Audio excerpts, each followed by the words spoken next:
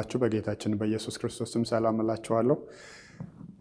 ይሄን ከዛሬ ጀምሮ የምንማረውን 4 ተከታታይ ትምህርቶች በደህንነት ወይም ድነት እያልን በምንጠራው አስፈላጊነት ላይ ትምህርት እናደርጋለን። በጌታችን በኢየሱስ ክርስቶስ ስም ጸሎት እንጀምር። እግዚአብሔር አምላካችንና አባታችን ሆይ በሕያው ቃልህ እንድታስተምረን ዋና ዓላማ የሆነውን ወንጌልን ደግሞ ሰዎች ሁሉ እንዲሰሙ ከዘላለም እሳት ከዘላለም ፍርድ እንዲድኑ መጠቀሚያ እንድታደርግ በጌታ በኢየሱስ ክርስቶስ ስም እንለምናለን። ልባችንን ክፈትልን በኢየሱስ ስም አሜን። በክርስትና ውስጥ ድነት ወይም መዳን የምንለውን ሰዎችን ከኃጢአት ከሰይጣንና ከዘላለም የሞት ኃይል ነፃ የማውጣት የመቤዠትና ከእግዚአብሔር ጋር የማስታረቅ ስራ ዋነኛ ተግባር ነው። በዚህም የተነሳ የድነት አስፈላጊነት ለሰው አልቲሜት የሆነ ዋነኛ የመጨረሻ ነገር ሲሆን ለእግዚአብሔርም ደግሞ ዋነኛው ጉዳይና የዋናነቱ መጠን ያንኑ ያህል ዋጋ ያስከፈለው ኃይሉንና እውቀቱን ችሎታውን ብሎም ልጁን የከፈለበት ስራ ነው። የስነ መለኮት በተለይ ሚሲዮሎጂያን እንደሚሉት ሚሽን የድነት ስራ የእግዚአብሔር የልብ ምት ነው ይላሉ። የልባችን ምት ለኛ የሚያስፈልገውን ያህል እግዚአብሔር የሰውን ዘር ማዳን ይፈልጋል ለማለት ነው። እንግዲህ የዚህን ድነት አስፈላጊነት ለሚቀጥሉት 4 ሳምንታት በተከታታይ እንማራለን። እግዚአብሔር እንደጸለይነው ልባችንን ይክፈትልን። በዛሬው ክፍል በተለይ መሰረታዊ የሆኑ ነገሮችን እናያለን። የመጀመሪያው የእግዚአብሔር 2 ዘላለማዊ እቅዶች እጅግ መሰረታዊ ናቸው። እነሱን ካልተረዳን የደህንነት ወይም የድነት ዓላማ አስፈላጊነት ሊገባን አይችልምና። የመጀመሪያው የእግዚአብሔር እቅድ፣ በነገራችን ላይ ይህ እቅድ ዓለም ከመፈጠሩ በፊት ሰው በኃጢአት ከመውደቁ በፊት ሰው ራሱም ከመፈጠሩ በፊት እግዚአብሔር ያቀደው እቅዱ ነው። የመጀመሪያው እቅዱ ክርስቶስን በሁሉ ነገር ውስጥ መግለጽ ነው። ክርስቶስን በሁሉ ነገር ውስጥ መግለጽ ነው። ሁለተኛው ሰው ደግሞ ክርስቶስን እንዲመስልና የክርስቶስ ሕይወትና ክብር እንዲኖረው በእርሱም ውስጥ ደግሞ ልጁን ኢየሱስ ክርስቶስን መግለጥ ነው። እነዚህ 2 እቅዶች የእግዚአብሔር ዘላለማዊ እቅዶች ናቸው። ሮሜ ምዕራፍ 11 ቁጥር 36 እንደሚናገረው ሁሉ ከእርሱና በእርሱ ለእርሱም ነውና ለእርሱ ለዘላለም ክብር ይሁን ይላል። ስለዚህ እግዚአብሔር የፈጠረው ሁሉ ከጌታችን ከኢየሱስ ክርስቶስ ነው። የተፈጠረውም በራሱ በጌታችን በኢየሱስ ክርስቶስ ነው።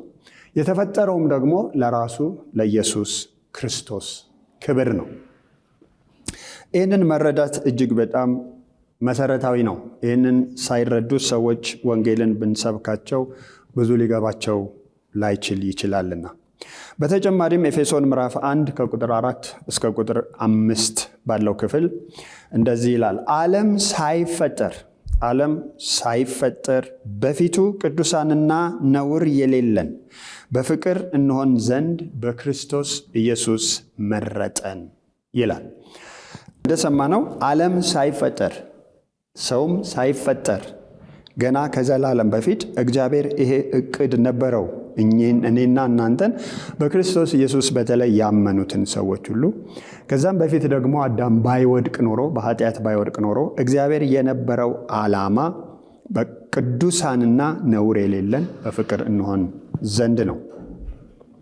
ይህንን የሚያጠናክርልን ሌላ የእግዚአብሔርን ቃል ክፍል ከቆላስያስ ምዕራፍ 1 ከቁጥር 13 እስከ 17 አብረን እናያለን። እርሱም ጌታችን ኢየሱስ ክርስቶስ ማለት ነው የማይታይ አምላክ ምሳሌ ነው። የሚታዩትና የማይታዩትም ዙፋናት ቢሆኑ ወይም ጌትነት ወይም ማለቅነት ወይም ስልጣናት በሰማይና በምድር ያሉት ሁሉ በእርሱ ተፈጥረዋልና ከፍጥረት ሁሉ በፊት በኩር ነው። ሁሉ በእርሱና ለእርሱ ተፈጥሯል። እርሱም ከሁሉ በፊት ነው። ሁሉም በእርሱ ተጋጥሟል። ክብር ለእግዚአብሔር ይሁን። ከነዚህ ቃሎች እንደምንረዳው እግዚአብሔር ሰውን ከመፍጠሩ በፊት ሁሉንም ነገር የሚታየውንም የማይታየውንም ጨምሮ በጌታችን በኢየሱስ ክርስቶስ መፍጠር ጌታችን ኢየሱስ ክርስቶስ በተፈጠሩት በሚታዩትም በማይታዩትም በተፈጠሩት በመንፈሳዊ ዓለም ባሉትም በዚህ በግዑዝ ዓለም ባሉትም በተፈጠሩት ሁሉ ልጁ ኢየሱስ ክርስቶስ እንዲገለጥ በዛም ደግሞ ክብር እንዲያገኝ የእግዚአብሔር ዘላለማዊ እቅዱ እንደነበረ እንረዳለን። ስለዚህ ቅድም እንዳልኩት ሁለት ነገሮች እግዚአብሔር አቅዷል። ሰውንም ፍጥረትንም ከመፍጠሩ በፊት አንዱ ክርስቶስ በሁሉም ፍጥረት ውስጥ በሙላት እንዲገለጥ ነው። ሁለተኛው ደግሞ ሰው ራሱ ደግሞ በተለይ ክርስቶስ ኢየሱስን እንዲመስል ደግሞም ክርስቶስ ኢየሱስ በሱ እንዲገለጥ እንደተፈጠረ እንረዳለን። ሁለት ደግሞ ሌሎች መሰረታዊ ነገሮችን እናያለን። እግዚአብሔር እንደዚህ ያስብ እንጂ ፍጥረትን ሁሉ ፈጥሮ ልጁ ኢየሱስ ክርስቶስ በዛ ፍጥረት እንዲገለጥ እግዚአብሔር ይወስን እንጂ ያቅድ እንጂ ደግሞም ሰው ክርስቶስን እንዲመስልና የክርስቶስ ሕይወትና ክብር እንዲኖረው እግዚአብሔር ያቅድ እንጂ እነዚህን ሁለት ነገሮች ያቅድ እንጂ ሁለት መሰረታዊ ችግሮች ግን እግዚአብሔር ገጥመውታል። የመጀመሪያው የሰይጣን አመጽ ነው። ሁለተኛው የሰው ውድቀት ነው። ሰይጣን ያመፀው ሰው ከመፈጠሩ በፊት ነው። አንዳንድ የመጽሐፍ ቅዱስ ሰዎች እንደሚናገሩት መጽሐፍ ቅዱስ በዘፍጥረት የመጀመሪያዎቹ ቁጥሮች ላይ ምድር ባዶ ነበረች፣ ወይም አዲሱ መደበኛ ትርጉም እንደሚናገረው የተበላሸች ነበረች የሚለው ሰይጣን በወደቀ ጊዜ ያበላሸው ነው ይላሉ። እዛ ውስጥ ብዙ መግባት አልፈልግም። ነገር ግን ዲያብሎስ ሰው ከመፈጠሩ በፊት እንደወደቀ ኢሳይያስ ይነግረናል። በትዕቢት እንደተነሳና እንደወደቀ በተለይ ምዕራፍ 14 ከቁጥር 13 እስከ 15 ድረስ ይነግረናል። እንደዚህ ይላል ስለ ሰይጣን ሲነግረን፣ አንተን ሰይጣንን ማለቱ ነው፣ በልብህ ወደ ሰማይ አድርጋለሁ፣ ዙፋኔንም ከእግዚአብሔር ከዋክብት በላይ ከፍ ከፍ አደርጋለሁ፣ በሰሜንም ዳርቻ በመሰብሰቢያ ተራራ ላይ እቀመጣለሁ፣ ከደመናዎች ከፍታ በላይ አድርጋለሁ፣ በልዑልም እመሰላለሁ። በእግዚአብሔር ማለት ነው እመሰላለሁ አለ ዲያብሎስ። ነገር ግን ወደ ሲኦል ወደ ጉድጓድም ጥልቅ ትወርዳለህ ይላል። ይሄ ክፍል ሕዝቅኤልም እንደዚሁ ተመሳሳይ የሚነግረን ክፍል አለ። ነገር ግን ይሄ ክፍል እንደሚነግረን ዲያብሎስ በትዕቢት ተነሳስቶ በእግዚአብሔር እመሰላለሁ ብሎ የእግዚአብሔርን ዙፋን ለመውሰድ ሰርቶ በእግዚአብሔር ላይ በአመፅ ተነስቶ ብቻውንም ሳይሆን ሌሎች እርኩሳን መናፍስቶችን አሳምኖና ከእርሱ ጋር አሳድሞ በእግዚአብሔር ላይ እንደተነሳ እንረዳለን። በዚህ ምክንያት ዲያብሎስ ወድቋል፣ ከእግዚአብሔር ክብር ወድቋል፣ የእግዚአብሔር ጠላት ሆኗል። አመፀኛ የተባለው ለዚህ ነው። አምጿል፣ አልገዛም ብሏል። እገዛለሁ፣ እንደ እግዚአብሔር እሆናለሁ ብሎ ወድቋል። ይሄ አንዱ መሰረታዊ ችግር ነው። የእግዚአብሔር ዘላለማዊ ዕቅድ እንዳይፈጸም የሚሰራ ጠላት ሆኖ ከርኩሳን መናፍስት ጋር ስለቆመ። ሁለተኛው በተለይ በክፍል 2 ላይ በስፋት እናየዋለን፣ የሰው ውድቀት ነው። ሰው በእግዚአብሔር አምሳል ቢፈጠርም ክርስቶስ ኢየሱስ በእርሱ በሙላት እንዲገለጥ ቢፈጠርም የሕይወትን ዛፍ ፍሬ በልቶ ለዘላለም እግዚአብሔርን መስሎ እንዲኖር ቢፈጠርም ሰው ግን በተለይ ክፍል 2 ላይ እናያለን በማመፅ ኦፍኮርስ በዲያብሎስ ማታለል ነው። በማመፅ በእግዚአብሔር ላይ ተነስቶ ከዛ ክብር ወድቋል። ስለዚህ እነዚህ ሁለት መሰረታዊ ችግሮች የእግዚአብሔር ዕቅድ እንዳይከናወኑ ምክንያት ሆነዋል ማለት ነው። ነገር ግን እንደምናውቀው እግዚአብሔር ሉዓላዊ ነው። እግዚአብሔር ሁሉን ቻይ ነው። እግዚአብሔር በሁሉ ስፍራ ያለ ነው። አምላካችን እግዚአብሔር የሚሸነፍ አምላክ አይደለም። ስለዚህ እግዚአብሔር ያንኑ ኦሪጂናል የመጀመሪያውን ዕቅዱን የማስፈጸም ስራውን ጀምሯል። በተለይ እነዚህን የማስፈጸሚያ ስራዎች ሲጀምር እንደዚሁ ደግሞ ሁለት ነገሮችን እግዚአብሔር መፍትሄዎች አስቀምጧል። ሁለት ዕቅዶች ነበሩት። ክርስቶስን በሁሉ ነገር ውስጥ መግለጥ፣ ሰው ደግሞ ክርስቶስን እንዲመስልና የእግዚአብሔር ክብር በክርስቶስን በሚመስሉ ልጆቹ በኩል እንዲገለጥ። ሁለት ደግሞ ችግሮች ገጥመውታል። የዲያብሎስ ከክብር መውደቅ ደግሞ ሰውን አታለው ደግሞ ከእሱ ጋር ተባባሪ አድርጎ የሰውን መውደቅ፣ እነዚህ ሁለት ደግሞ መሰረታዊ ችግሮች ገጥመውታል። እግዚአብሔር ደግሞ እነዚህን ሁለት ችግሮች ለመፍታት ደግሞ ሁለት መፍትሄዎች አስቀምጧል። እነርሱን ትንሽ ነካ አደርጋለሁ። በተለይ በክፍል 2 ላይ በስፋት እናያቸዋለን። ሁለቱ ነገሮች አንዱ እግዚአብሔር ሉዓላዊ አምላክ ስለሆነ እንደተናገርኩት ሁለቱን ዓላማዎቹን እውን የሚያደርግባቸው ሁለት የመፍትሄ መንገዶችን አዘጋጅቷል። አንዱ የወደቀውን የሰው ልጅ ከወደቀበት ማንሳት ነው፣ መዋጀት ነው። የዚህም ትምህርት ዋና ዓላማ ይህንን የሰው ልጅ ማዳን ነው። ከወደቀበት ክብር፣ እግዚአብሔር ካዘጋጀለት እግዚአብሔርን የመምሰል ክብር ማዳን፣ መመለስ፣ መቤዠት፣ እንደገና ወደ ክብር ሙላት ማድረስ ነው። ይሄ አንዱ የእግዚአብሔር የመፍትሄ መንገድ ነው። ሁለተኛው ዋነኛው አመፀኛ ራሱ ወድቆ ደግሞ ሰውንም አስቶ እንዲወድቅ ያደረገው አሳች ተብሎ የሚጠራው ሰይጣን፣ እርሱን ደግሞ ማስወገድ፣ መጣል፣ ለዘላለም ደግሞ በፍርድ ማቆየት ወይም በሱ ላይ መፍረድ ነው።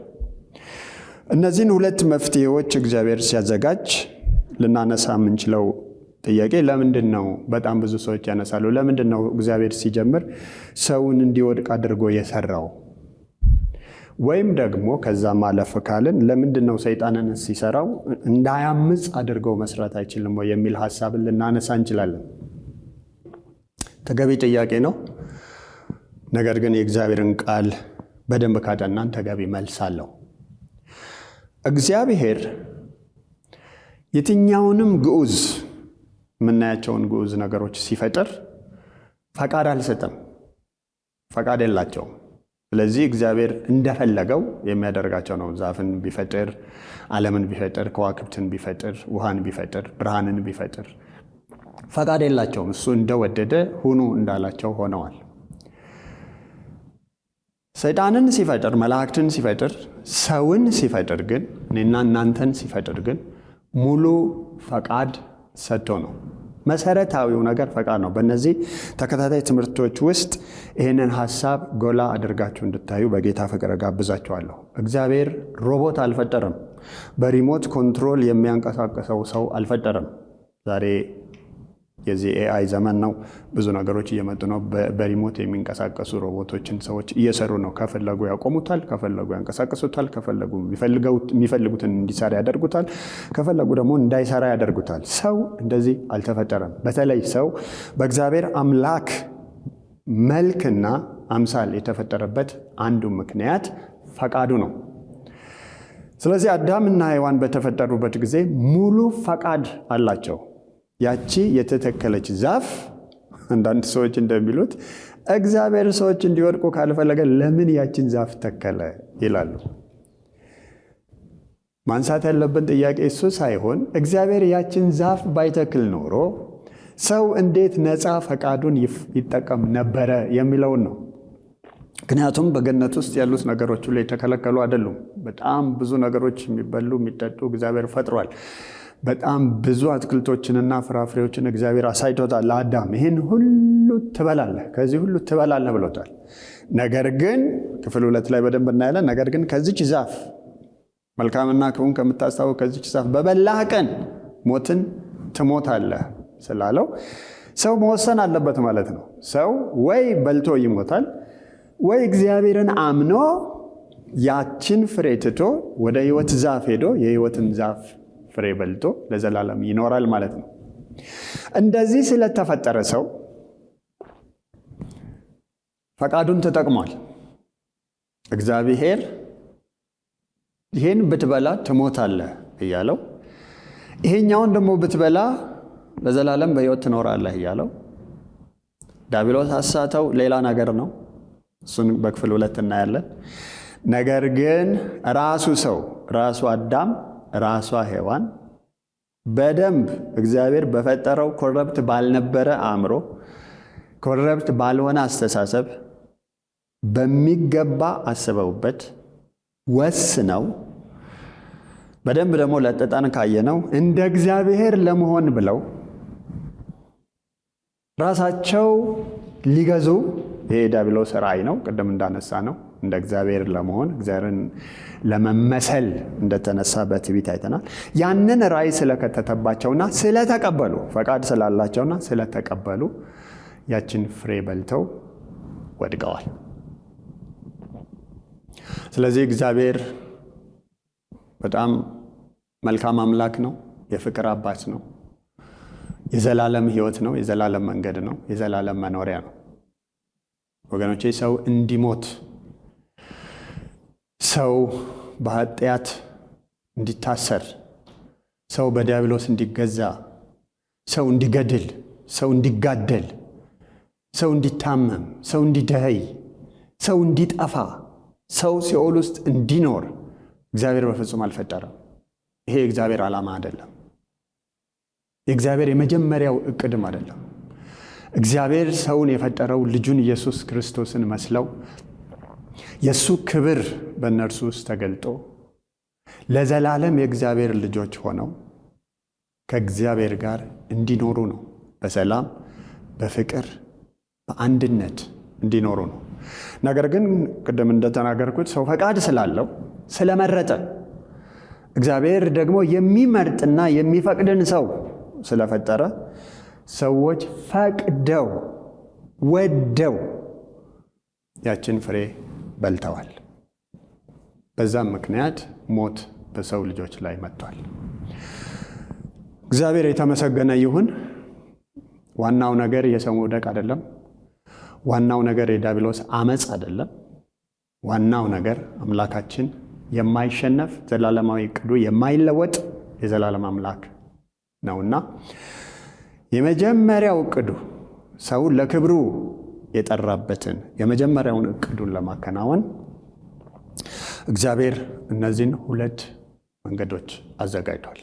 ደህንነት ያን ያህል አስፈላጊ ነው። ደህንነት ሲጀምር የሰው ፍላጎት ሰው በራሱ ፍላጎት ተነስቶ ለመዳን ብሎ የሰራው ለመዳን ብሎ የሚሰራው ነገር አይደለም። ደህንነት እግዚአብሔር ሲጀምር ሰውን በራሱ አምሳል በራሱ መልክ ፈጥሮ ከሱ ጋር እንዲኖር በልጁ በክርስቶስ ለዘላለም እንዲኖር ስለፈጠረውና ያ ደግሞ ዓላማው በሰው ድካም በዲያብሎስ ወጥመድ ስለተሸነፈ እግዚአብሔር ሰዎችን ያድን ዘንድ ያመጣው መንገድ ነው፣ ተግባር ነው፣ አሰራር ነው። ስለዚህ ደህንነት የእግዚአብሔር ዋነኛ አጀንዳ ነው። የእግዚአብሔር ዋነኛ ስራ ነው። በክፍል 2 በክፍል 3 ውስጥ እናያለን። ሰው ሰርቶ ሰው ፈልጎ ሲኦል ልገባ ነው፣ ለዘላለም ሊፈረድብኝ ነው፣ ከእግዚአብሔር ጋር ልለይ ነው ብሎ ሰው አስቦ ተነስቶ ጾሞ ወይ ሃይማኖትን ተምሮ እንዴት እንደሚጸልይ እንዴት እንደሚጾም ተምሮ የሚያመጣው የሰው ስራ በፍጹም አይደለም። ይህም በጣም ታሰምሩልኝ እፈልጋለሁ። ደህንነት እግዚአብሔር የሰማይና የምድር አምላክ ሁሉን ቻይ ሁሉን አዋቂ በሁሉ ስፍራ የሆነው ኤልሻዳይ የሆነው እግዚአብሔር ራሱ ከዘላለም በፊት ዓለም ከመፈጠሩ በፊት ሰው ከመፈጠሩ በፊት የነበረውን ዋነኛ አጀንዳ ሰውን በክርስቶስ የመፍጠር አጀንዳ ለዘላለም የማኖር አጀንዳ ከሱ ጋር የማኖር አጀንዳ ዋነኛ ጉዳይ በዲያብሎስና በሰው ምክንያት ስለተሸነፈ ስለተበላሸበት ስለተሸነፈ ብለው ዓላማው ነው እግዚአብሔር አይደለም ስለተበላሸ ያንን ለመመለስ ለሚፈቅዱ በኋላ እንመጣበታለን ለሚፈቅዱ እሺ ለሚሉ እንደገና ደግሞ ሰዎችን ለመዋጀት ሰዎችን እንደገና ወደዛ የዘላለም ክብር ለመመለስ እግዚአብሔር ራሱ አቅዶና ተዘጋጅቶ የጀመረው የእግዚአብሔር የአምላካችን ድንቅ ስራ ነው። ስለዚህ እነዚህን ሁለት መፍትሄዎች እግዚአብሔር አስቀምጧል። አንደኛ የሰው ልጆችን መዋጀት የሚለው ቃል መቤዠት ወይ መግዛት። እኔ ችንኮት ስገዛ ዋጋ ከፍዬ ነው። ስለፈለኳት፣ ስለወደድኳት፣ ስለመረጥኳት የኔ ላረግ ስለፈለኩ ገንዘብ ከፍዬ ወስጃታለሁ። ከዚህ በባሰ ደረጃ ሰው የዲያብሎስ ግዛት ውስጥ ኖሮ የዲያብሎስ አገልጋይ ሆኖ በጨለማ የሚኖሩ ነው። ለዘላለም ፍርድ እየተጠበቀ እያለ ዲያብሎስ ሰው ወዶና ፈቅዶ ነው ለኔ የተገዛው እያለ በዚህ ሁኔታ ለሚኖር ሰው እግዚአብሔር ራሱ አስቦ እግዚአብሔር ራሱ ዋጋ ከፍሎ በኋላ እንመጣበታለን ልጁን ኢየሱስ ክርስቶስን ከፍሎ እኔና እናንተን የገዛበት ሂደት ፕሮሰስ ስራ ተግባር ነው ደህንነት። ስለዚህ ደህንነት በክርስትና ውስጥ ዋነኛ መሰረታዊ ጉዳይ ነው። ሌሎች የቤተ ክርስቲያን ትምህርቶች፣ ሌሎች የቤተ ክርስቲያን ተግባራት እግዚአብሔርን ማምለክ፣ ወደ እግዚአብሔር መጸለይ፣ እግዚአብሔርን ማገልገል፣ መሰማራት፣ ጸጋ ስጦታዎች፣ ሌሎችን ሁሉ ማንሳት እንችላለን። ሁሉም አስፈላጊ ናቸው። ደህንነት ግን ዋናው መሰረት ነው። ደህንነት ግን እግዚአብሔር ሰውን የራሱ ያደረገበት፣ ከዲያብሎስ ግዛት ነፃ ያወጣበት፣ ዲያብሎስን ያሸነፈበት፣ እንዴት የሚለውን በክፍል 2 እንመጣለን። ዲያብሎስን ያሸነፈበት፣ ሰውን የራሱ ያደረገበት የመቤዠት ስራ ነው።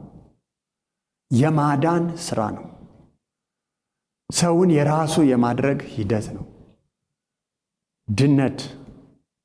ይህን ያህል አስፈላጊ ነው። ለዚህ ነው ሚሲዮሎጂስቶች ደህንነት ወይም ድነት የእግዚአብሔር ዋነኛ የልብ ምት ነው የሚሉት። ሰው ያለ ልብ ምት ሊኖር አይችልም። እግዚአብሔር ያለ እኔና ያለ እናንተ መኖር ይችላል። ፍቅሩ ግን አላስቻለው። ልክ የልብን ምት ያህል እግዚአብሔር የኔና የእናንተ ነገር ስላስጨነቀው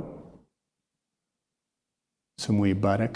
ይህን ታላቅ እቅድ ታላቅ ስራ እግዚአብሔር አቅዷል እና እኔና እናንተን የራሱ ገንዘብ ለማድረግ እግዚአብሔር ስራዎችን ሰርቷል። ስለዚህ በጌታችን በኢየሱስ ክርስቶስ ስም ዛሬ ይህን መልእክት የምትሰሙ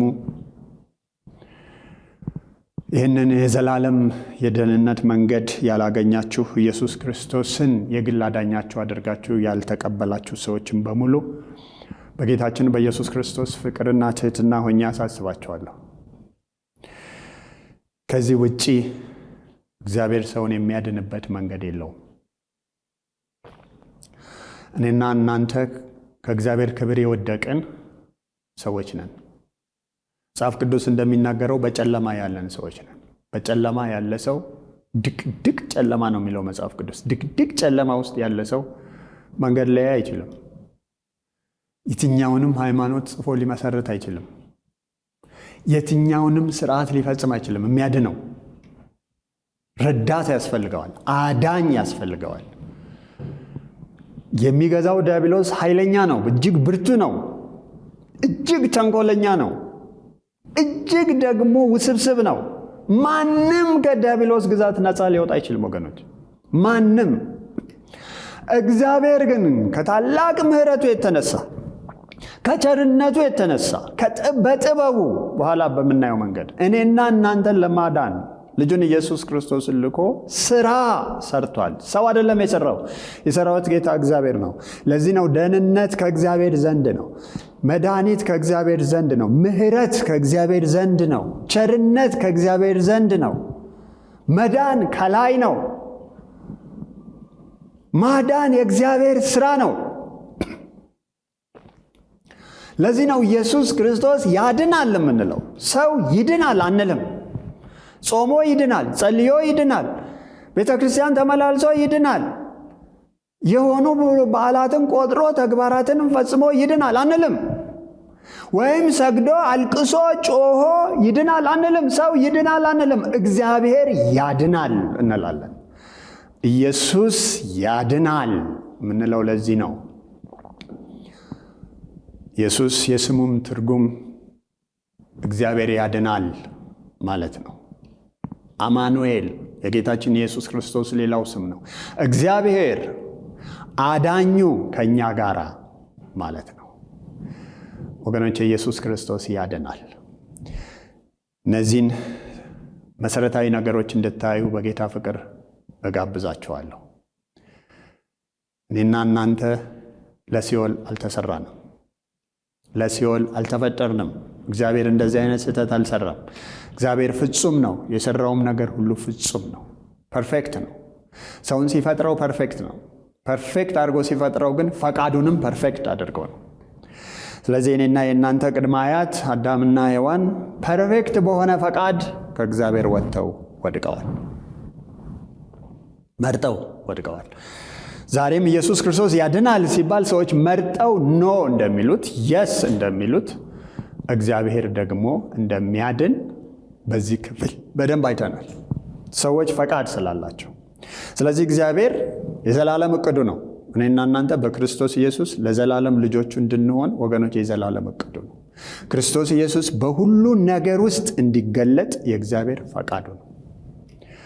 ሁለተኛ፣ የእግዚአብሔር ፈቃድ ይሁን እንጂ እግዚአብሔር ፍጹም ፈቃድ ያለውን ሰው ፈጥሯልና በፈቃዱ ደግሞ ሰው እንደወደቀ ደግሞ አይተናል። ሁለት ችግሮች፣ የዲያብሎስ መውደቅ አንድ ችግር ነው፣ ደግሞ የሰው ውድቀት ሁለተኛ ችግር ነው።